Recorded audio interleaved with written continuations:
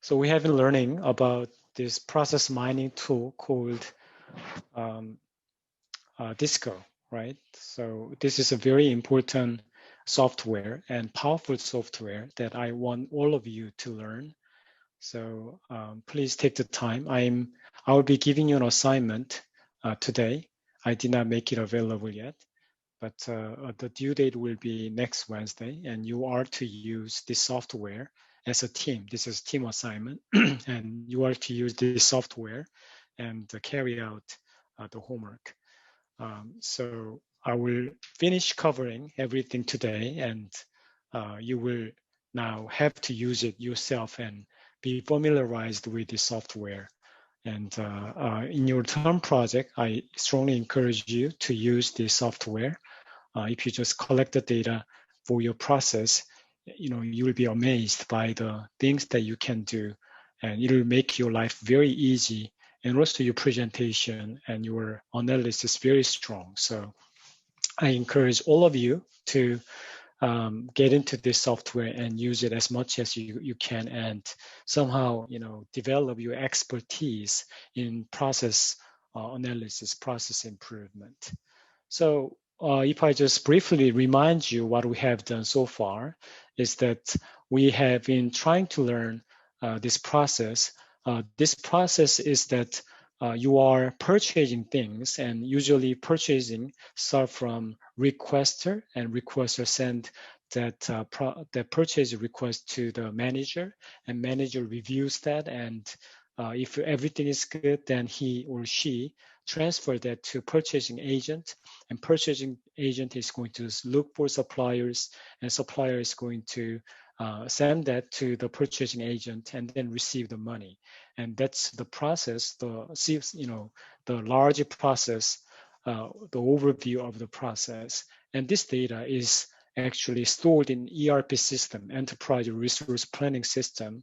And as a process improvement person, you are going to get the data from ERP, or you can actually write everything down and put it into your spreadsheet, and then read it on your software, and then do all the analysis. So we wanted to solve these problems, inefficient operations, and investigate whether all the cases are following the compliance protocol. And the third thing was there are complaints about process duration. So some of them are meeting the target, but many of them are not meeting the target. What is happening and why that is happening, that you want to understand. And what we did was we collected the data, and we opened the data. So let me show you this code again. So if you have not done so, please open the data yourself. What you can do is you can go to Disco, right? And then you can open that data. Say new, if you have not done that, discard changes, and load your own data. And I know some of you had difficulty last time. So without opening the data in Excel, just download the data from Course Canvas, and then run the data yourself. That's what we wanted to do. So purchasing example.csv, I'm gonna open that. And then if you do nothing, it should be fine, especially start timestamp and complete timestamp. That's something that can cause problem if you opened it on your Excel. So my recommendation is not to open it in Excel at this point, because this data was made in Europe, not in the United States. So the format is a little bit different, and that is causing some problem when you're opening it in your Excel. So we have seen this case ID and start timestamp and complete timestamp, and activity and resource and role. So these 6 columns are something that you need to run this software. If you don't have the data, of course you cannot use this software. But if you do have the data like this, then you can do that. And I said that it is important for you to specify the column as the right characteristic of the column. For example, timestamp has to be recognized as timestamp, right? And case ID has to be case ID, right? And activity is a very important one. So because that is the one that we are drawing the graph on. So activity is this one. So you have to use this mail icon there, and resource is right there. Resource is the people who are doing the thing, and role is other. So I just made it activity, but role is supposed to be other.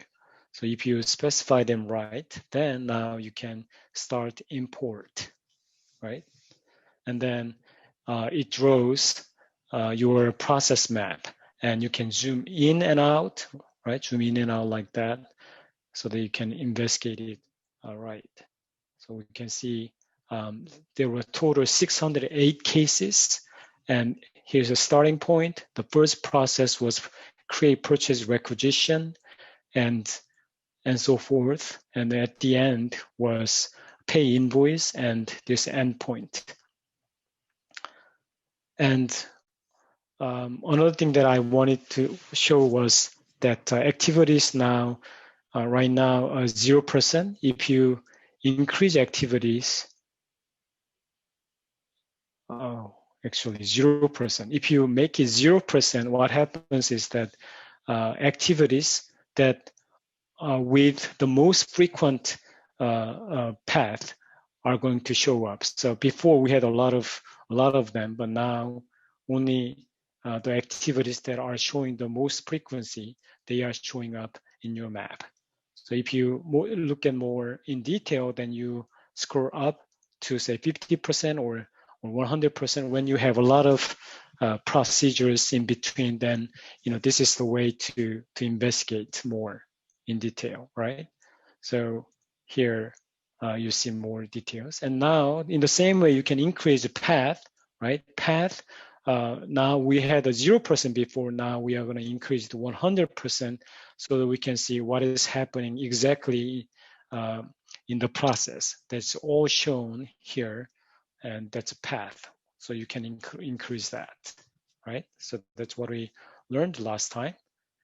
And now I was covering statistics, and we were discussing, and then we stopped in the middle. So if you look at the overview, on your right hand, you see events. How many events did we have?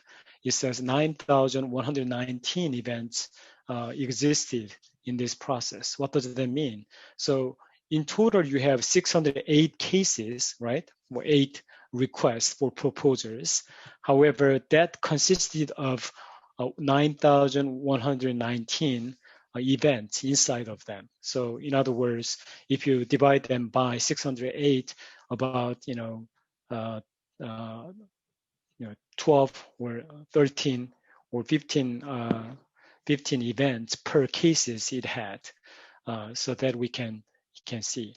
Activities is also in total, you could have 21 activities there, and median case duration was 11.9 day, and mean case duration was 21.5 day. And start date and end date is January 1st, 2011, and end date was October 14th, 2011. You can see the format of the data is a little bit different. And we can also see, for example, case ID number 1, the first case, it had 17 events inside of the case. And the variant, in other words, what kind of pattern it is following amongst all these cases, is variant 2. And it started on January 1st and finished on January 4th. And duration was 3 days and 15 hours. So that information is given here. And we went through these statistics together. For example, active cases over time. Active cases were increasing in the beginning of the year, and it died down, and then it began to accumulate again at the end of the year, August and July, in the time period that we saw. And case variance. Case variance is also an important thing that we need to understand. For example, case variant 1 could be following the normal process from request to invoice. But case 3 would be abnormal process. For example, it started, but you thought that, oh, this case is shaky and it's something that we cannot handle, and you just said, oh, we cannot handle it. You finished that process right there. Then it could be variant 2 or 3, right? So it could have various combinations of events. As a result, you can have many variants of cases. So that is what is shown here. So case variant 1, there was 88 cases, followed variant 1, variant 2, 77 cases, variant 3, 63 cases, variant 4, 48 cases, and so forth. And if you go down there, variant 33, only 2 cases, variant 62, only 1 case. So there were unique cases that had their own variant there. So kind of exceptions. And events per case, how many events did we have? The most one was 63, right? 63 cases had only 2 events. So probably it started and ended. You thought that you went through this screening process saying, oh, this does not fit into our regulation or our capacity, our budget. So you just stopped there. That's 63 cases, and 32 cases had only 3 events, and then 49 cases had 4 events. And what about this one? 106 cases had 18 events. That's a lot of cases, right? So that information you can see.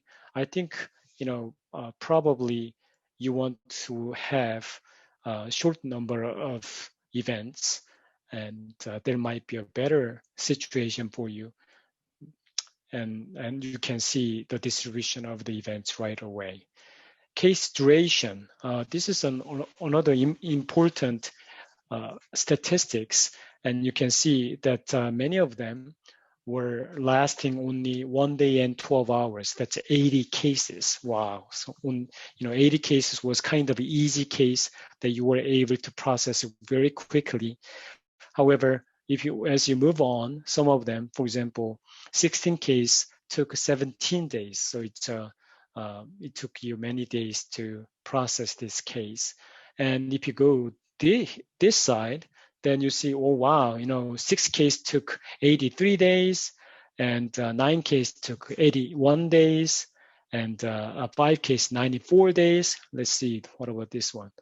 1 case took you 109 days. So we see that some of the cases were really taking extended period of time, and that obviously was stressful, or something happened in between. So that needs to be investigated later.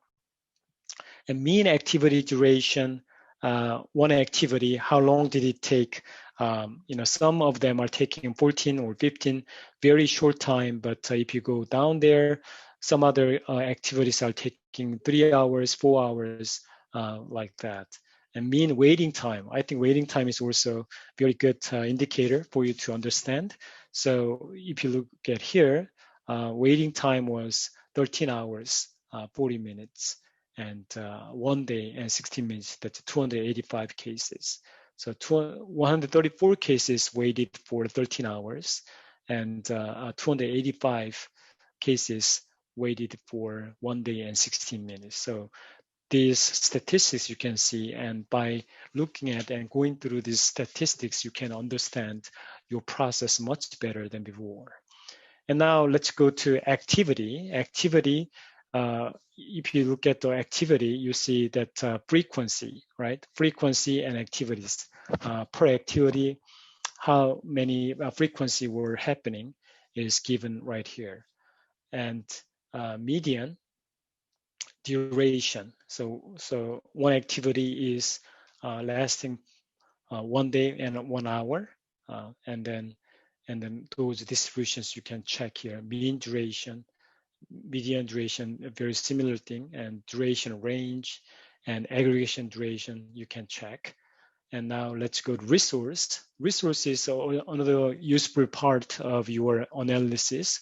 And you see that people's name here, right? So your employees or people who are involved in the process are named here. And you can see Magdalena Preduta. She was one of the most popular or most frequently used person, and 1,089 times she was used during this process mapping time from January till October. And mean duration per case was 24 minutes, and median duration was 24 minutes. Mean duration was 1 hour 53 minutes, and duration range was 14 hour and 35 minutes. So you can see that how this person performed and how many cases she handled, all those things you can see right here. So we can see that she was a very important person, and if you want to figure anything out, you want to talk with her because she has dealt with most of the cases, I think.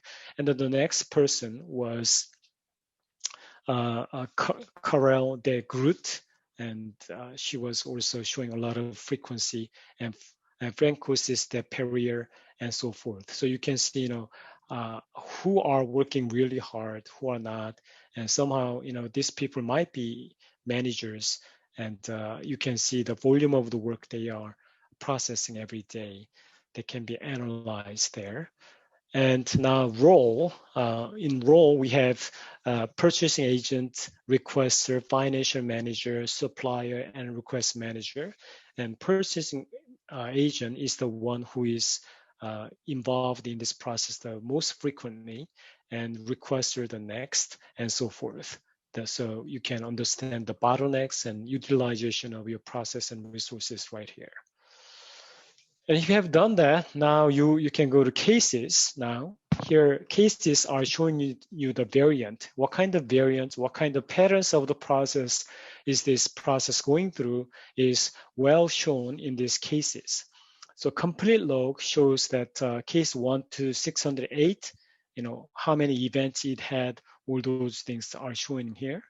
And variant 1, 88 cases, 14.47% of your total cases follow the variant 1. And if you look at the graph here, activity 1 was creating purchase requisition, and Kim Pesa was the one who processed, and it went through 18 activities, right? So in variant 1 had 18 activities, and then the duration was 6 days and 14 hours. So I think this is a normal process. It's pretty quick process actually. If you can have everything processed, 18 things in 6 days, that's an impressive achievement.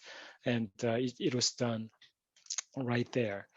And the case is right here. So case 3 and case 18, case 19, case 25, 27 are going through the same process.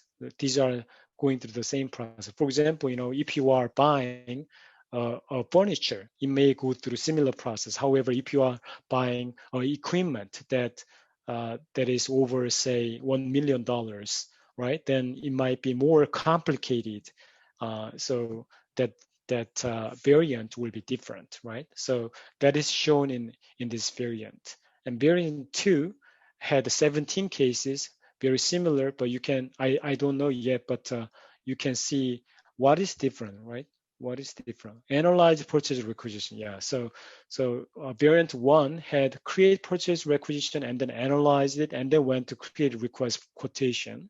But variant 2 did not have that process, right? So it, after creating purchase requisition, it directly went to creating request for quotation, right? So in the case, the requisition request was done correctly or right, and it did not need to have any analysis. That's why it moved to the next phase very quickly. But variant 1, there are some cases, actually many cases, how many of them? 88 cases had to be analyzed after submission of the request, and so forth. So you can, and then variant 3 is very interesting because it went in and then it created purchase requisition, but right away you analyzed it and then nothing happened. So it's really interesting because a sizable number of cases, 63 of them, were following this pattern. So it's kind of surprising why the case stopped after analyzing purchase requisition. What were the reasons? At this point, we don't know. Maybe there were a note, or you have to talk with the people. For example, Maurice Freeman. Uh, at case 32, and then 63 Heinz Gutschmidt, and 89 Maurice Freeman again, 109 again Heinz Gutschmidt, and 151 Maurice Heinz, Francis Odell. So you need to talk with those people and see what happened with that, right? So those are people who made the decision to stop after analyzing the purchase requisition. So you may want to talk with them why they stopped. So if you just go through one by one like that, and it gives you a pretty good idea about your processes and what kind of variants they went through and who were in charge of that decision, and all those things that you can investigate and discuss with them. So now I am now interested in how to figure out these cases. So let's go to now, please click on map. We are coming back to the map, process map here. And then what I want to do is I want to add the filter on this map. So I want you to follow along with me. And I'm going to add filter here. So if I click on the filter on the bottom left, then it brings you on to this filter page where you can add filters. So we have two types of filters. The first filter is variation filter. For example, it deals with high variation of case behavior. That's a variation filter, but I'm going to be using performance filter at this point. So let me add filter. So it says I added performance filter, and the moment I added the performance filter, it shows how the cases are performing, right? Performing here. And if you see filter cases by, and if you click on that, there are various performance filters that you can use. For example, case duration, which is the most important thing that I'll be using here. It shows how many days it took for you to process the case, right? So here, 10 hours, 42 minutes were the shortest duration. So one case was just done in 10 hours. The longest day was 109 days and 9 hours. So, 1/3 of the year was spent to process this case. And you can use filter as you slide it to your right. You can change how many filter cases you are going to include, right? Like this, or you can use the far right filter and then move it around and choose certain things as you want, right? Before doing that, let me just go over this case duration and other filter information. So number of events, for example, how many of them. So if you are interested, why some cases are just covered only 3 or 4 events only, then you may want to cover this 2 to 5 events, and why that happened, that you can choose there. And case utilization, it's a 6% to 41%, and why some are utilized very little and some are utilized very heavily, that can be looked into. And total active time.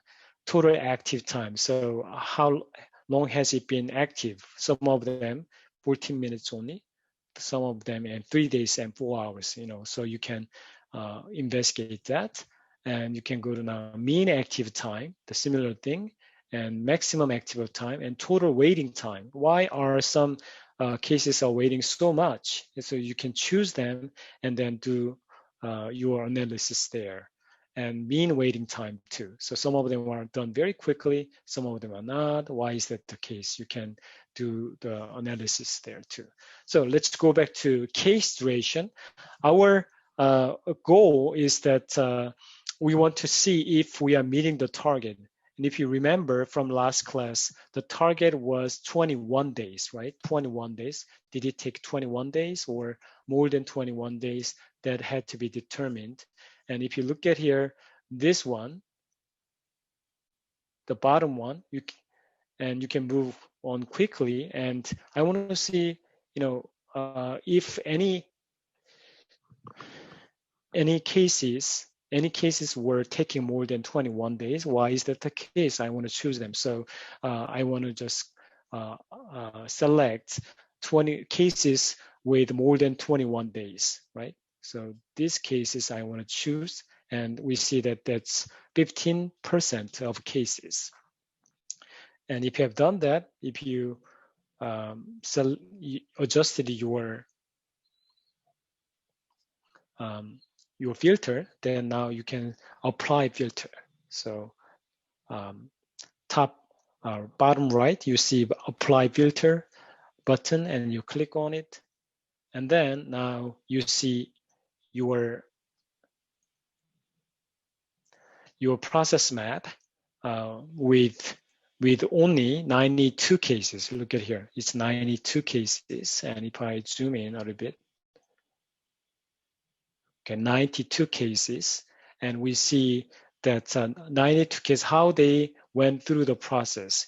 For example, it created purchase requisition, and then it moved 42 of them moved directly to create a request for quotation. However, 50 of them went to analyze purchase requisition and then came to this creating request for quotation. So we see this variation here. And the 92 case went to the next phase, analyze request for quotation, and then it went to amend the request quotation. So out of 394, I'm sorry, so we had 92 coming in to analyze the request for quotation, right? So we had only 92 cases. However, all of them went through, probably many of them, I'm not so sure if all of them did or not, but 92, all of them, or most of them went to amend the request for quotation and then came back. This is a loop. And we see that 302 cases were coming in and coming out. And we see this loop, and probably if you see that on average, one case had 3 amendments, right? So the amendment happens 3 times per this case. So we see that this was taking place a very long time for these cases. And then if they were done, out of 92, we see only 83 went to the next phase, and the rest of them, 9 cases, I think, 9 cases were abandoned, or it was done. Oh, yeah, we cannot do anything with that. So it was rejected there. 83 cases moved on to the next phase, send a request for quotation for supplier, and comparison map, analyze quotation comparison map, choose best option, and settle condition with supplier, create purchase order, confirm purchase order, deliver goods services, release purchase order. And then here we see another interesting process.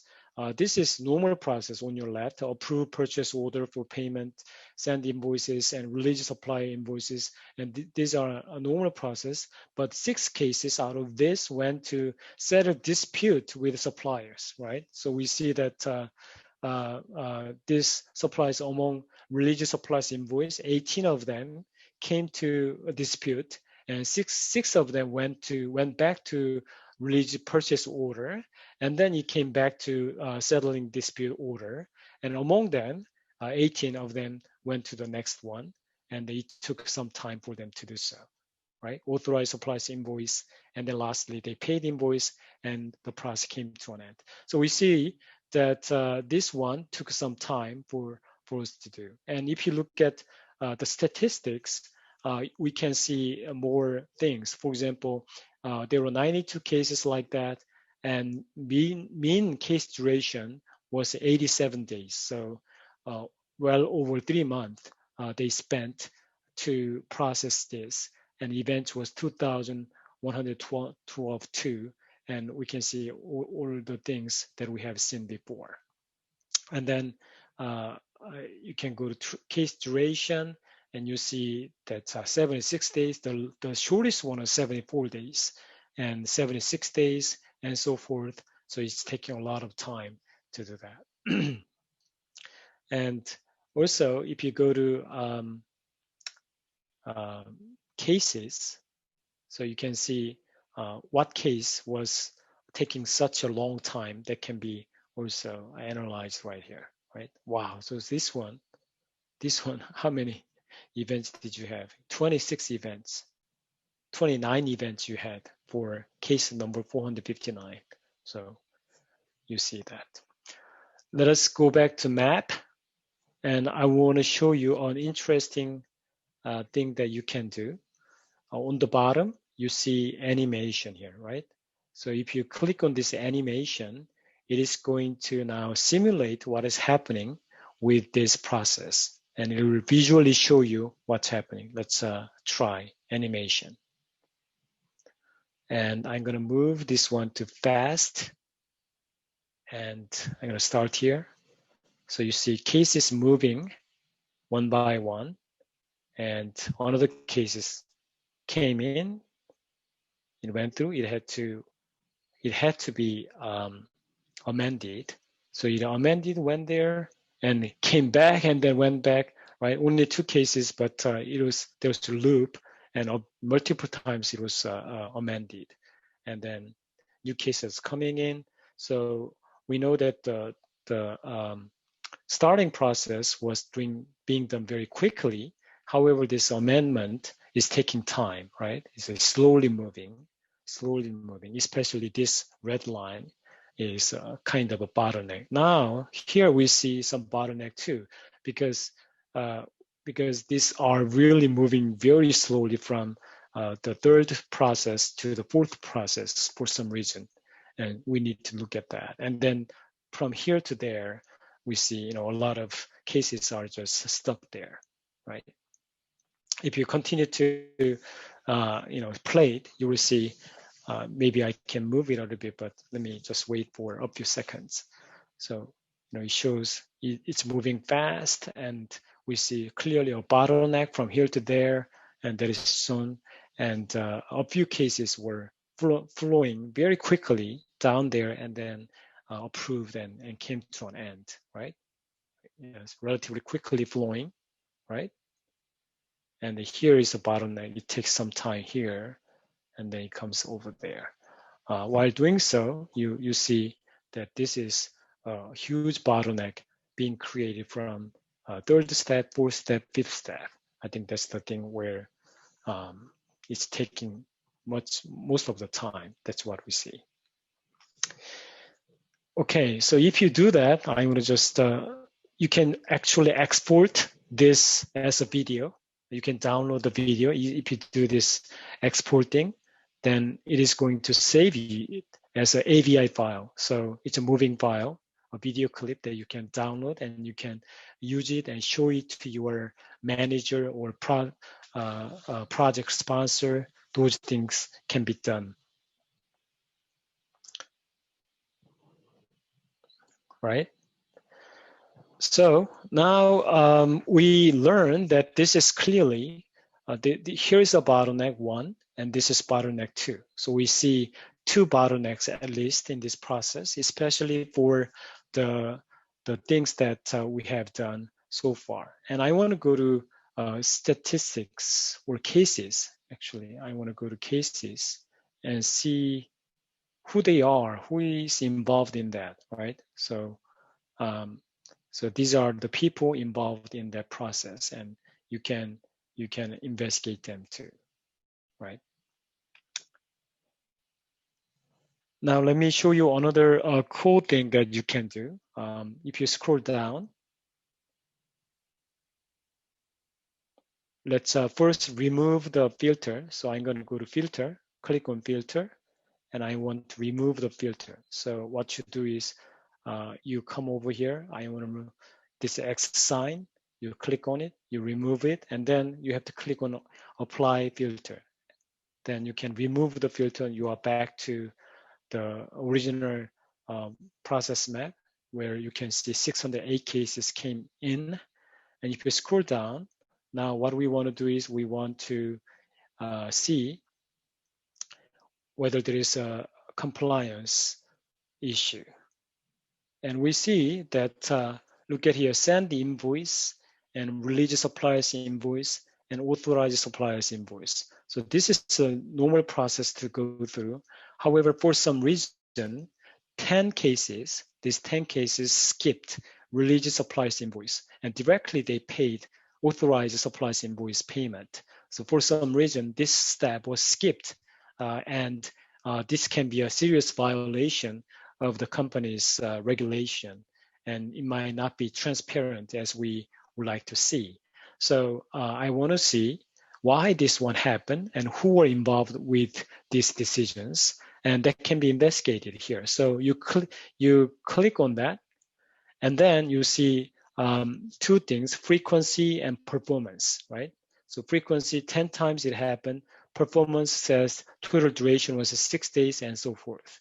And what you can do is at the bottom, it says filter this path. So we can filter it. So click on that and then apply filter. So we are filtering this activity and apply filter. Then it chooses only those 10 cases and help us to see what exact process it went through. And that is visualized right here. So 10 cases came in, 7 of them analyzed, 3 of them directly created requests, and amendment process, only 1 of them went through amendment process, and all that was done right here, right? And if you go to cases now, you see who were the people involved in this process, especially send invoice and authorized suppliers invoice payment. So Esmeralda Clay, she was the one who sent this case to Pedro Alvarez right away, right? And then this one, again, send invoice Esmeralda to Carolda Nimwata. And the third one, Q Khan did that to Carolda, and Sean Manny did that too. And we see this one, Esmeralda did it. So Esmeralda is appearing a lot. And Karen, Q did that, Esmeralda, and Q, and Q again. So you need to talk with them and see what happened with the cases. And if there was an abnormality that has to be fixed, and you have to advise them or admonish them not to repeat that. And let's go back to map. Another thing is frequency. There's a frequency view, and also there is a performance view. A performance view shows here total duration, right? So how many days is stated, 10 of them as a whole, what happened. And you can change that to mean duration and 14.5 hours from creating requisition to analyze purchase, and that can be shown there, and you can understand that better, right? So that's another thing. And the last thing that I want to show you is, now we have been looking at activity in the process map, but you can change it to a role. So let's do that. So I'm going to click on this icon next to folder. On your right, you see file cabinet, and click on that. And here we are going to reload the data, right? Reload the data over here. So click on that. And then we are on the initial page that we faced before when we opened this software. And what I'm going to be doing is now activity, I'm going to change to other and make role or role as an activity, right? So I change the role requester, this one as an activity, and activity as a other, and then I'm going to import and see what happens. And it shows you, the process that you are going through. So it comes to the requester first, 2,635 times. So somehow 608 cases only, but there are a lot of repetition or going back and forth. And the requester is dealing with it 2,635 times. And this thick arrow means that a lot of them is moving out of 2,635, 1,603 cases are moving on to purchasing agents directly, right? And then in between, some of them, 380 to go to request manager. So this one can be helpful for you to understand how it is going through your process and who is, dealing with these cases yourself that can be seen there. And let me go back and I will do reload again, reload. I want to make this one as an activity too. So activity as activity, role as an activity, and then run it, start input. And then now it shows more comprehensive figure of the process.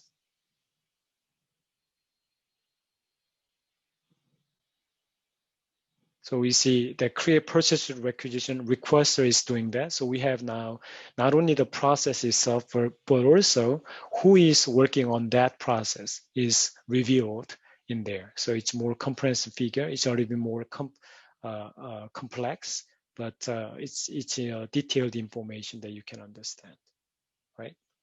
And similarly, you can now do the people thing, right? Go back here and reload, and you change this one to other, role as other, and resource as, say, activity. And what happens there?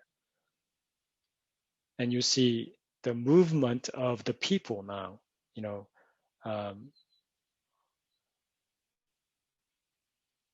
so what is the starting point? This is an end point. Oh, this is a starting point. This is an end point.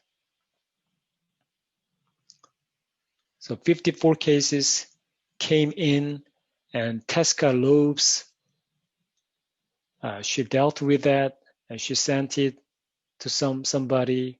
They came over there. Carol Digroot, and you see Carol Digroot is being used so often, 1,067 times, and Magdalena Predutas is working very hard, and all this relationship between people and movement of the things around can be shown here too as well, right? So this is a really powerful tool for you to analyze your data, and I hope you will exercise and use it as many times as possible and have a good grasp on it, and use it for your analysis.